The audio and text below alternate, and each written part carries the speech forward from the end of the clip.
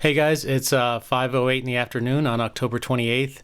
I just finished, I had some work that I had to do, like a Zoom meeting type of thing, and that just finished. So I thought I would make a quick video here about my aftermarket trade today, which didn't go as well as planned. And it's something like in hindsight, I kind of see where I went wrong. So I wanted to share that with you, and not to relieve myself of any blame, but part of it I think maybe was because I was a little bit distracted trying to do the trade and pay attention to the meeting. But that's no excuse, because if I wanted to do both like that, then that just means I have to be extra careful and make sure that I follow all my rules and my steps. And so in this trade, I did break a rule, but not knowingly. I just kind of goofed and forgot to check really the daily chart. I was checking the after hours screener. And at that time, IMH was at the top, and there was a bunch of stuff popping up. You can see my watch list is huge for the aftermarket. Most of this stuff is really garbage, but IMH looked promising when it popped up on the scanner, and when I started looking at it on the 1 minute chart, it was it was right here on the candle. I was on the 407 candle when I got it on my screen here. So I'm looking at it and saying, okay, there's some nice volume that jumped in. It's coming out of consolidation. Those are all there was some news. These are all things that I like, that make the trade enticing to me, because they increase the probability of it being a winning trade. So I kind of looked at all that stuff and I thought, okay, this is a trade that I am going to take if my setup comes, right? So basically, after I see a run up here, which is only 2 candles, then I look for the first pullback, and on the first pullback, then I buy the buy the breakout of the high of the previous 1 minute candle, right? So when this candle was forming, I was looking at the high of this candle, and if this candle came up here, I was considering buying that, but that didn't happen. This candle formed, and it never broke, right? So then now I'm watching for this candle to break, and the high of this one is 191. And the first thing that went wrong, which this is going to happen sometimes, and maybe a little more often than not, with these free brokers like Webull and Thinkorswim and stuff like that. It honestly hasn't happened to me hardly ever, and I'm kind of surprised that it did. And if it continues to happen, I may need to rethink some things. But essentially, what happened.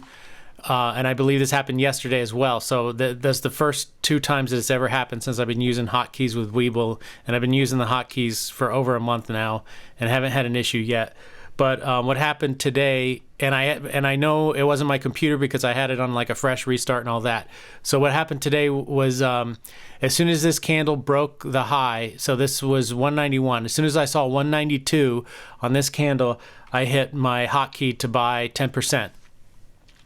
I hear the little bleep sound, nothing pops up on the screen, and then on my phone, luckily I have my phone next to me, I get a notification immediately saying, your order failed to execute. No explanation why, just that the order failed to execute. So then the things like popping while that's happening, and then this is my first big mistake. Actually, there's kind of one before this that I'm going to go over in a second, but my first big mistake while I'm kind of trying to get into this trade was that instead of just letting it go and saying, you know what, I missed my entry and I shouldn't try to chase it, I saw it pop and it, kind of got me excited about okay, this is just like I thought it was going to do. It's going to break the high of this candle. It's going to pop and maybe take off. So it popped and it kind of came right back down to where my entry was. So I went ahead and I hit my hotkeys again to get in, and this time it filled me, and I got filled at 188, which is a nice fill because I was trying to get filled around 192. So I'm thinking, oh wow, even better. But this pop had already happened. If I would have got in on the first entry, I probably would have at least been able to take half on that first pop and then sell out for break even down here, and came away with like a small green trade, which would have been fine.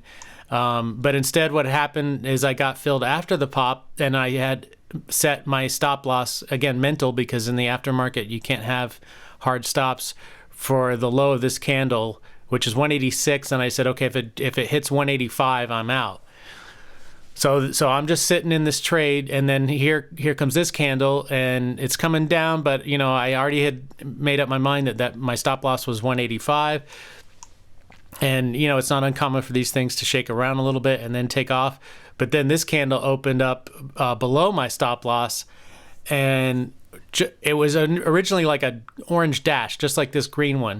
It was just an orange dash. So I thought, well, either I could just sell all right now, or maybe this thing will bounce right here, because maybe now more sellers are going to want to get in, and as soon as it didn't do that, it just went like 1 more cent lower. I got out immediately. So probably like 2 or 3 seconds into this candle forming, I got out of the trade. So I'm pretty happy with where I exited. Other than, all things considered, right? I shouldn't have been in this trade, because my first order didn't get filled. So that I messed up right there. I should have just let this thing go and either look for another opportunity or another entry on this trade. So that's mistake one that I made. And then the biggest mistake that I made was I should have never been looking at this thing in the first place, because I told you about all the good stuff about it, but I didn't go over the bad, which I forgot to check, and this is my fault. I have the daily chart open right here, and I don't think I looked at it. I didn't you got to reset it to see kind of where it is currently. And if I would have looked at this daily chart, I don't think I would have taken this trade, because the highest it got was 206, which is below the 200 MA line. I mean, this doesn't bother me so much, this consolidation. So I may be splitting hairs here, but I think, it's better to be more picky than not picky enough, because even when you're super picky and everything meets your criteria perfectly, the trade can still fail. Right, so you have the highest probability setup. You've got news. You've got the daily chart looking good. You've got the 5-minute chart looking good. There's volume. There's liquidity. All that stuff. The trade, and you take the right entry, and it could still fail. Right, so anytime that there's even one thing against your criteria, you really shouldn't take a trade, because like I just said, if it's perfect, it can still fail. So every little thing against you just makes it that much less likely to be a successful trade. So anyway, yeah, that was the big mistake, and I didn't realize it until afterwards. And this is the reason why you review your trades is so you see, okay, did the trade just fail on me, or was there something that I did that could have avoided it? So in this case, I could have avoided being in this losing trade, because there were things that are part of my criteria that were not met in this trade. So that's on me. And luckily, I got out fast enough where I took a 72-cent loss, which is still a little more than I want to take. Right now I'm trading, I have like over $400 in this account, but I have most of it tied up in some investments that are very long term. And I have about a little over $150 right now that I'm day trading with. So, I don't really want to lose. I mean, you could say, well, 1% of that is $1.50. So as long as I don't break $1.50, I'm good. But, I'm not even trading with half my account per day. I'm trading with 1/3 of my account per day. So, I should be like closer to probably 50 cents is where I don't want to. Yeah, like 50 cents should be my max loss, But anyway, my rule, I don't really have that set up like kind of as a rule as part of my plan. Right now, I just have the rules are that I can only take a maximum of 3 trades a day, one in the pre-market, one intraday, and one in the aftermarket. And unfortunately, today, all of my trades failed. The first one was in the pre-market. It was essentially a break-even trade. I lost 1 cent on it. And then the second one, I put a video up about on my YouTube page, and it was a market open trade. And I did exactly what I said I was going to do in the trade. So it was a losing trade, but it was still a good trade because I had a plan going into it. I knew what I wanted it to do, and I knew if it didn't do that, if it did the opposite, and if it hit a certain price point, I was going to get out. And that's pretty much what happened. The execution action of Webull at that time was a little bit funky too. So that might be something, I have to look into to reconsider trading on that first 1 minute candle. Sometimes it works, sometimes it doesn't. But anyway, I just wanted to share this with you guys, partly for you and for me, because whenever you find that you have a rule in place and you forgot to do something that makes you check to see if you're following those rules or not, that's a bad thing. That means that you don't have your system totally ingrained yet. So like I said, I was kind of juggling two things at once, and that worked against me as well. So anyway, that's pretty much it. Let me let's see. I had my order screen up. It looks like it's hiding behind. Yeah, I moved it over here. Yeah, just wanted to show you the actual orders. So what would be interesting to see is, like, let's see the failed order, because this is the one that actually went through, which was IMH at 408.46 was when it was placed and filled. But the failed order was almost 20 seconds earlier, right? And everything was correct. It was a limit order type, good to cancel, extended hours. It has to be correct because it's with my hotkeys. It's not something I'm manually inputting. I'm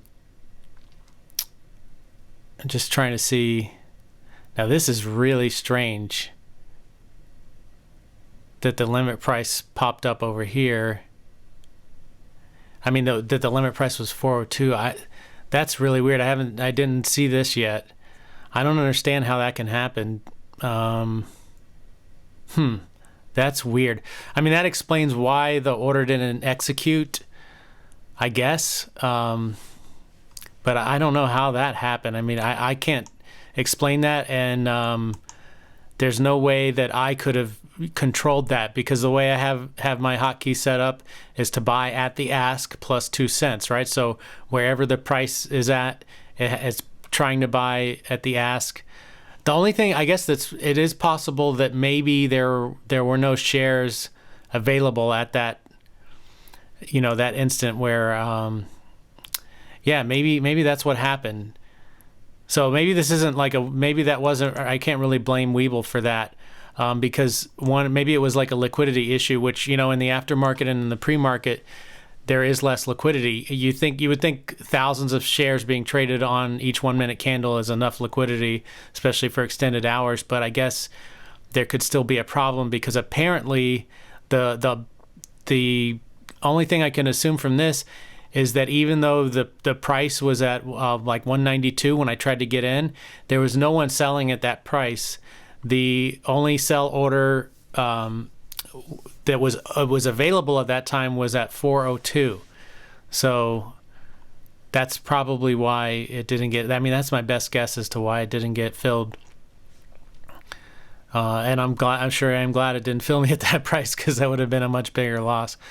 But anyway, yeah, I mean, that's the risks of day trading is things like that happen sometime.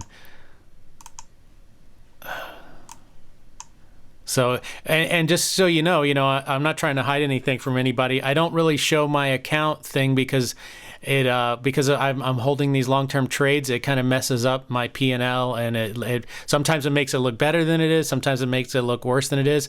So in order to keep track of my day trading, I'm doing everything in a spreadsheet. And this is a new tracker. I have a bunch because I've been trading now since like April or May. But every time I come up with like a new plan, a new strategy, I tend to start my tracker over, because I don't want the data to get kind of confused with my previous, say, trading strategies, right? So this one, essentially I started on October 24th, but my first trade day was October 26th. And this is how much money was in the day trading account. This is how much is in it now. I did have it up yesterday, like 91 cents. But today, those three losses took that stuff out, and now I'm down 43 cents. And this looks pretty bad. My win percentage is 25%. Some of these are break-even trades, but let's not sugarcoat it. And then so if you take out like this, let's just say this trade wasn't here, and then this is a break even, 1 cent, then it's not quite so bad because it's, let's see, 2 wins out of 4 losses, which I think is somewhere around 40%. Two wins at, let's see, out of 6 total trades, 33% is still pretty bad. But you know what? I mean, this is day trading. I don't think that you're going to get much better than a 40 or 50% win rate. If you're really doing real day trading with kind of like tried and true systems, that's the best you can hope for. And the way you make money is through risk management, keeping your losses small and your winners as big as they can be, right? And today I screwed up because look at this, my biggest loss, 72-cent loss, was on the trade that I just went over, the IMH. And like I said, that's a trade that I shouldn't have been in just based on the daily chart. Then the other big mistake was that I took the trade after the execution failed. So that's on me. And, this loss would probably be much, much smaller, and I'd probably still be a little bit green on the week. And now I got to crawl out of this small hole, but it's still a hole. And that's really it, man. So anyway, yeah, hopefully this helped you guys. All right, take it easy.